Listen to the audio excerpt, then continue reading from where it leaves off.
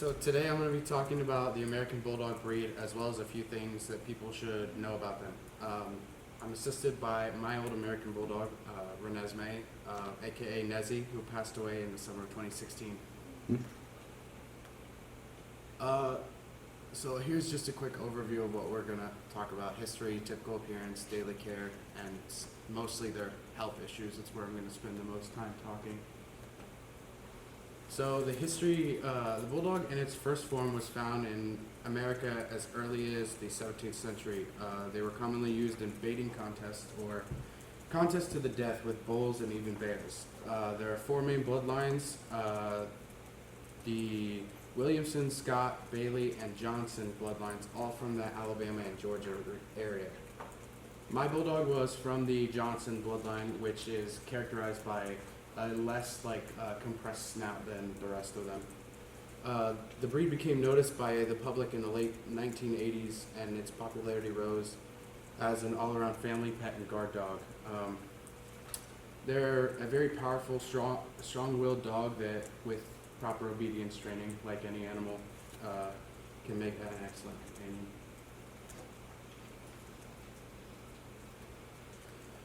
American Bulldogs are a pretty distinctive breed, even though sometimes they're mistaken for pit bulls because how muscular they are and the shape of their skull. Usually they have short, coarse coats that are mostly white with patches like brindle, red, tan, and white. They're often seen around, most of the muscle is generally concentrated around their neck and shoulders. Generally, they weigh anywhere from 60 to 170 pounds and live from 10 to 15 years. That also depends on bloodline, as well as environment and nutrition. When it comes to daily care, most of their maintenance involves basic things one would do to care for a companion.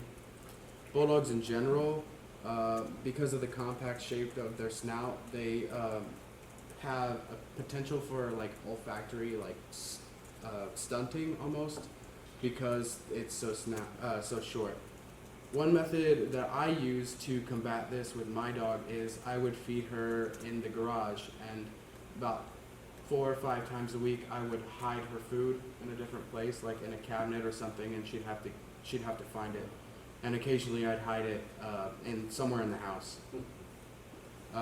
Something simple like that can do honestly quite a bit for your Bulldog.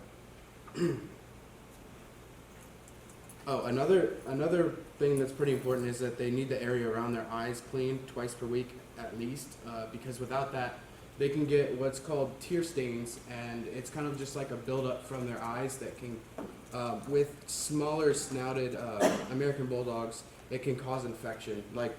It's actually pretty common in English Bulldogs, but so most serious diseases are found in this bloodline.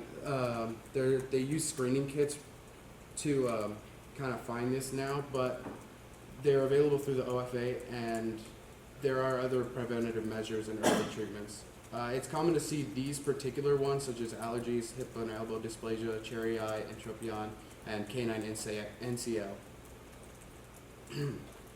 And I will be talking about these more. So the first one of these is hip and elbow dysplasia. It's characterized by malformed ball and or socket portion of the hip or elbow. The severity can range from a slightly less snug fitting joint to only a partial fit.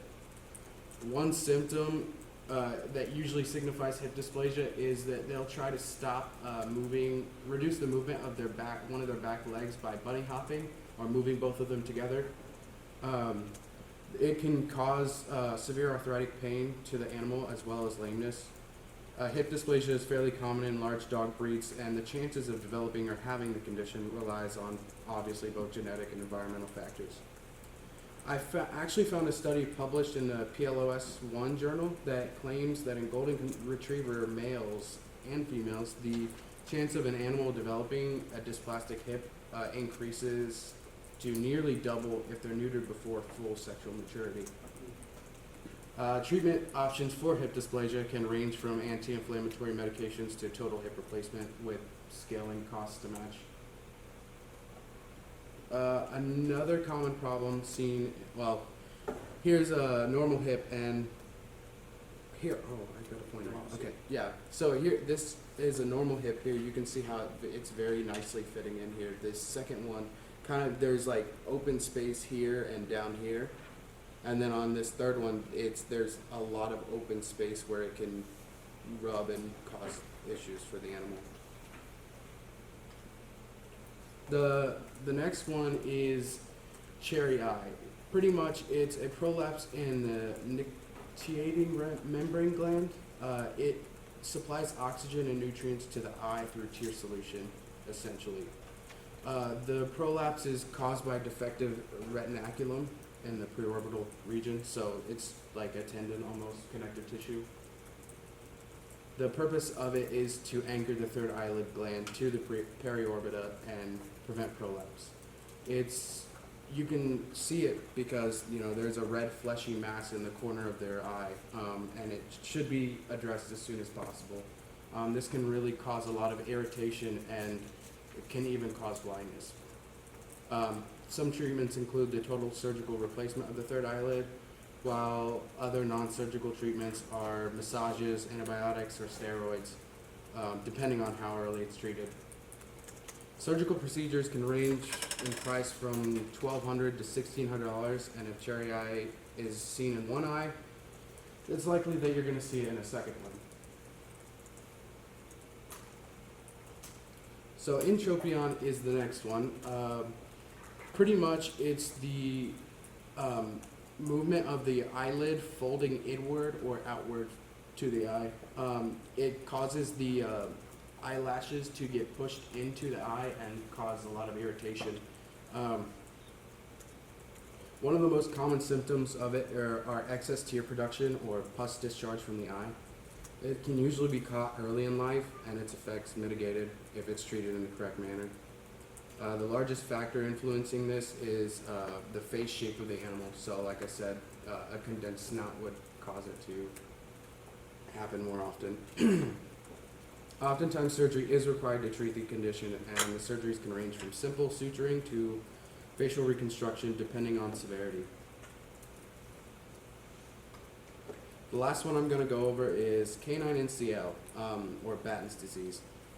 Pretty much this is a blanket term of like a group of different neurodegenerative diseases. It's characterized by a buildup of like light-emitting antibodies within cells that are part of the nervous system. Young adult NCL occurs in American Bulldogs, and it's from a mutation in the cathepsin D gene, which is acquired from the mother. Animal will generally display cerebellar dysfunction, so they won't be able to move their limbs as well, or they'll be shaky, or they'll be walking and they'll move a little bit farther past where they should be and like slip. I actually have a video here, so. Do you need some sound, probably? There, it's starting.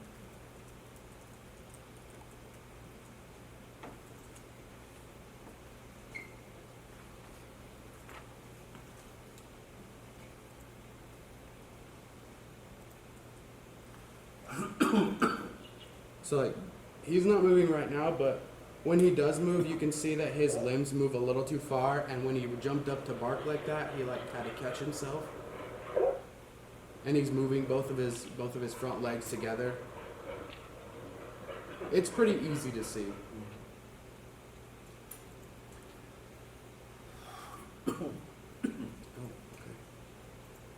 So I actually could not find any records of and a treatment for NCL, and so honestly, I hope they find one soon. But next is just like a quick slide to remember my dog. This was in December of 2015, or last Christmas. So A little over 8 years old, I was going to ask yeah, you. 8. Okay, we're ready to give him a round of applause. Questions, comments? Yeah, this whole thing about, I want to make a comment on hip dysplasia. because like you said, it's environmental and genetic. You know how that works. It's phenotype equals genetics plus environment. They did a study, I want to say it was in Switzerland years ago, where I think it was German Shepherds, and German Shepherds are kind of known to have hip dysplasia. And they have a smaller population there, and sometimes I think they control breeding, where you can't just breed a dog, you have to get a license or a permit to breed. Anytime they found a breeding animal that had hip dysplasia, they took it out of the population. So it was like that gene pool was ended, and it was striking how they decreased the incidence of hip dysplasia in their population. I don't know if it went down from 30% to 15%. I mean, I remember seeing a graph, and the graph was just going down because they were getting rid of the animals that had hip dysplasia, and it was making a lot of progress.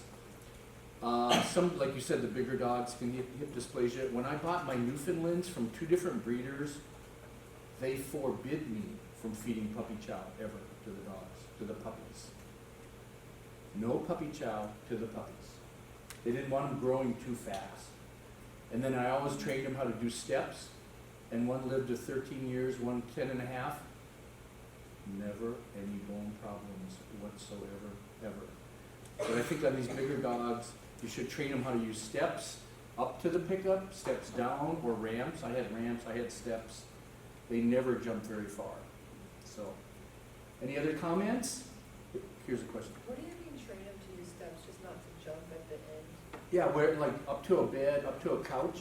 If you train them when they're young, even if they don't need it, then when they're older, it's old hat. So you have the steps when they're young, because then they'll use the steps. If you don't bring them until they're older, they'll go, what am I doing with this?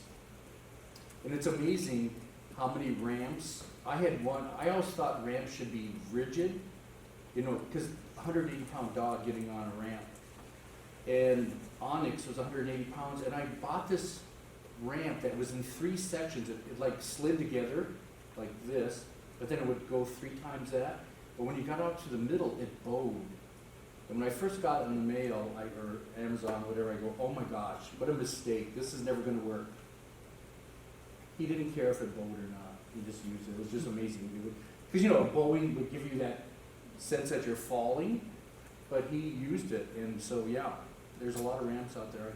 I made my own platforms, and I'm an expert at that. But you should train them early, because then, especially the bigger dogs, then they'll use them all their life.